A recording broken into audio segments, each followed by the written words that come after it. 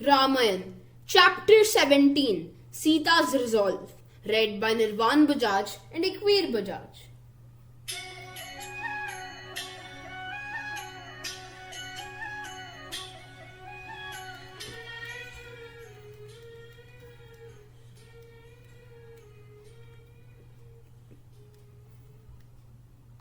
Ramayana, Chapter 17, Sita's Resolve.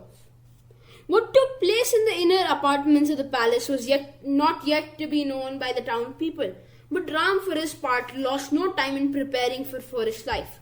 He went to Queen Kaushalya to receive her blessings before leaving the city. Kaushalya said to him again, "How can I stay in Ayodhya after you are gone? It is best that I go with you to the forest." Of course, she knew that her duty was to serve her husband in his old age and share his sorrow in Ayodhya. And yet her mind was now so confused by the greed that she did not see things clearly. But Ram would not hear of it and put her in the mind of her duty to be with the heart-stricken old king in the sad solitude. She recognized the justice of this counsel. She gave him her benedictions in sweet words, diluted with the salt of broken tears. Ram put heart in her with a smile, saying, "The 14 years will pass quickly, and you will see me back." The poet says that as Ram received his mother's benedictions, his bright face glowed with added effulgence. How truly he pictures the sublime loveliness that comes of a great renunciation that illumines one's being as one with an inner light. We saw that Ram left Sita and went to the king in answer to the message brought by Sumantra. Sita was expecting Ram to return in a chariot with the royal umbrella, followed by a great retinue. But now she saw Ram return alone, unattended, with none of the royal insignia, and she noted on his face the glow of some fixed resolve. Ram was thinking as he came how he could break to his beloved the news that his father had decreed that he was going to the forest. "Something troubles the mind of my lord," thought Sita. "But what can anything matter so long as there is our love?" And she asked him, "What is the matter? Why do you look so strangely?" Ram told the story briefly and then added, "Princess, my love, I can well imagine your sorrow at having to part from me and staying here. Janak's daughter requires not my guidance to her duty. Be thoughtful of the comfort to the king and the 3 queens, your mothers. Do not expect any better treatment than the given to the other princesses in your palace. Be respectful to Bharat, who will be the ruler, and guard against any offense to his feelings. Your love for me, I trust, will not grow any less during this absence. I shall return from forest after these 14 years. Till then, do not neglect customary rites and ceremonies. Mother Kaushalya and her sorrow will need your attentive care. Bharat and Shatrughan are dear to me. You will look upon them as your brothers. Conduct yourself as befits of your royal race and your own nature. Avoid extolling me as to give possible offense to other good men. I must go to the forest today. Keep your mind steady and calm." When Sita heard this unexpected speech, her love for Ram manifested itself as anger that he should for a moment conceive that she could consent to part him and live in comfort in the palace while he was a homeless wanderer in pathless forests. "A fine speech you have made, O knower of Dharma. It is to me a strange doctrine that a wife is diverse from her husband, and this his duty is not hers, and that she has no right to share in it. I can never accept it. I hold that your fortunes are mine, and if Ram has to go to the forest, the command includes Sita also, who is a part of him. I shall walk in front of you in the forest ways and tread the thorns and the hard ground to make them smooth for your feet. Do not think me obstinate. My father and mother have instructed me in Dharma. What you tell me is totally opposed to what they have taught me. To go with you wherever you go. That is my only course. Do not think that I cannot bear forest life. With you by my side, it will be a joyous holiday. I shall not be a source of trouble to you. I shall eat fruit and roots like you, and I shall not lag behind as we walk. Away from you, I do not care for heaven itself. I shall surely die if you leave me behind. I implore you to take me with you. Have pity on me. Do not forsake me now." Beginning in anger, her speech ended in sobs. Ram explained to Sita that life in the forest was not as easy as she thought, and set out at great length the difficulties and dangers, and again insisted that she should not think of accompanying him. Sita's eyes filled with tears. Tigers, lions, bears, snakes, none of them will come near me. They will flee from us at the sight of you. The sun, rain, wind, and hunger, and the spikes and thorny shrubs you speak of, I shall endure them all, cheerfully. I am not in the least afraid, and on the other hand, you may be certain life will depart from this body if you leave me here and go. When I was in Mithila, she said, the Brahmins and astrologers told my mother that I was destined to live in the forest for a while. Can I fulfill this prediction alone in the forest? Here is the opportunity for me to fulfill it in your company, which will make it the forest a garden of delight. For whom is forest life unpleasant? You and I can be masters of our senses and miss nothing. I implore you, O Lord, put me not away from you, for parting from you is more cruel than death. She sent for the poor and gave all her belongings and prepared herself for life in the forest. And Ram had to agree. Lakshman also decided to go with his brother and be of service to him in the forest, and Ram had to agree too. The three went to take leave of the aged king. In the streets and on the balconies were crowds of people looking on. Through the windows and from the terraces of mansions, men and women saw Ram and Lakshman and the princes proceeding on foot like the poorest in the land. Filled with boundless grief and indignation, the people said to one another, What kind of king is this who sends so noble a prince to the forest? We shall go then to the forest too. Let us gather up all we have and get away to the forest with these princes. The forest where Ram dwells shall be our Ayodhya. Ram heard people talking thus, but took no notice. At the entrance to Kekai's palace, Ram saw Sumantra seated sorrowfully aside in a corner. Ram tenderly spoke to him. The three of us have come to meet the king. Sumantra, crave leave for us to enter his presence. Sumantra went in accordingly to announce them to the king.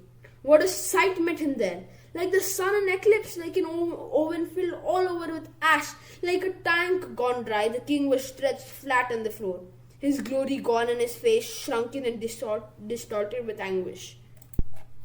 Ram came and bowed to the king from a distance. As soon as he saw Ram, the king suddenly rose and rushed without, stretched arms to embrace him, but dropped in a swoon before reaching his son. Ram and Lakshman tenderly lifted him up and put him on the couch. My lord, said Ram, we have come to seek your leave to go to the forest. Whether he and Lakshman too are going with me, in spite of all I could do to make them desist. Pray give us your benedictions and I leave to depart. Dashrath then said, Ram, I am bound by the boons that I have given to Kekai, but you are not so bound. Why do you not brush me aside and seize the kingdom by force? That had long been in the king's mind as the best and only solution of this cruel problem, and came out clearly in words now. But Ram said, I have no desire for kingdom or power, father. May you reign for 1,000 years more. My heart is now set in going to the forest, and I am even now in readiness to start after receiving your blessings. When the 14 years are past, I shall return and tender obeisance. The king's faint hope, it was now clear, must be abandoned. My son, bring glory to a line of kings. Go, but come back unscattered. May danger flee from your path. Cling to dharma. You are unshakable in resolution. Firm and unchangeable is your will. But do not go away today. Spend but this night here with me. Let me fill my eyes with the sight of you. You can go away at dawn. Like one handling a live coal deceptively covered with ash, I gave the promise to Kekai, not knowing what was in his mind. I am now helpless and caught in her net. And you say, I shall fulfill my father's promise. I shall not let dishonor blot the name of my father. I shall give up the kingdom and go to the forest. Where in the world can one find a son like unto you? I swear to you, I did not intend this great wrong. Thus, pitilessly spoke the king. It was Dashrath's wish to die without losing, even in his last moments, the respect of Ram. Father, send for Bharat at once and fulfill the promise you have given to Mother Kaikai.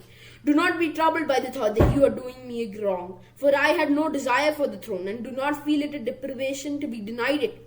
Untroubled by grief or doubt, have Bharat crowned and give him your blessings. Cast all grief aside, shed no tears. Can the ocean dry up? So may you too not lose your balance ever, great Father. What profits it that I stay here a night longer and go tomorrow? Time is made up of a succession of tomorrows, and one day is just like another. Inevitable sorrows do not become joys by postponement. Well then, send for the commanders, said the king to Sumantra, and order them to get ready the chariots, elephants, horses, and foot soldiers to go with Ram to the forest. And along with our army, send all the necessary stores for Ram to live with the rishis of the forest. Let there be nothing wanting in men, money, or things. Poor Dashrath imagined that he could make Ram's exile to the forest something like a royal tour, affording a pleasant change from routine and enlivened by exchange of gracious hospitalities with the Silvan population. As he spoke, Kaikai's face paled with anger. She glowered at the king, and in a voice tremulous with scornful wrath, she said, A good and generous monarch, surely. You will give Bharat this kingdom after squeezing out of it all the good it holds, and as one might offer in mockery an empty tankard to a man dying of thirst. What pleasure or glory will my son have in ruling a deserted state? Dashrath groaned in helpless chagrin and marveled at a cruelty that could stab a man already crushed under an intolerable burden. Ram put an end to all these recriminations by saying that he would not agree to take anything that a forest man would. Honored Lord, he said, what use have I, who am departing to the forest to live on what sylvan nature yields for an army or the glittering equipage of a royal pageant? After gladly renouncing the throne, what use have I for its trammels? Would it not be covetous folly, after having parted with the elephant, to burden oneself with a ponderous chain? Father, I have cheerfully relinquished my claim to the kingdom in favor of Bharat and his mother with it. All the incidents of royalty. For my 14 years of forest life, I require nothing but bark garments such as rishis wear and simply necessaries of forest such as spades and baskets. Kaikai bought a bark dress for Sita and Ram and Lakshman. All of them received it and stood bewildered, especially Sita, for she had never worn such garments before and did not know how to change into them. Approaching Ram, who stood there resplendent with divine effulgence, Sita said shyly, Pray tell me, how does one put this thing on? As Ram took up the bark dress and wrapping it over Sita's silk, made a knot over her shoulder, the ladies in waiting wailed aloud and Dashrath fell into a swoon. When he regained consciousness, he loudly reviled Kaikai, but she only smiled scornfully. She surely was not responsible for Sita going in the forest. The princess sought her own pleasure by going to the forest with her husband and would not be dissuaded. Lowering his eyes as he was leaving, Ram said, Father, I leave behind my mother Kausalya, blameless and tender-hearted lady, bereft of her son in her old age. This sudden fate is bitter to her as death, but she consents to live only for your sake, to share your sorrow and console you. She is incapable of harboring an unkind thought towards anyone, and she has never before felt the pang of such poignant parting. Be kind to her when I am no longer here, and when I return after my long exile in the hope of putting my head on her feet, let me not hear that she had died of sorrow. Thus Ram spoke, unable to bear the thought of his mother's grief. As Ram went out speaking thus, Dashrath could not endure the sight and covered his face with his hands. Stay tuned for chapter 18, To the Forest. Please subscribe to this channel, like, share and comment on this video. Thank you and Namaste.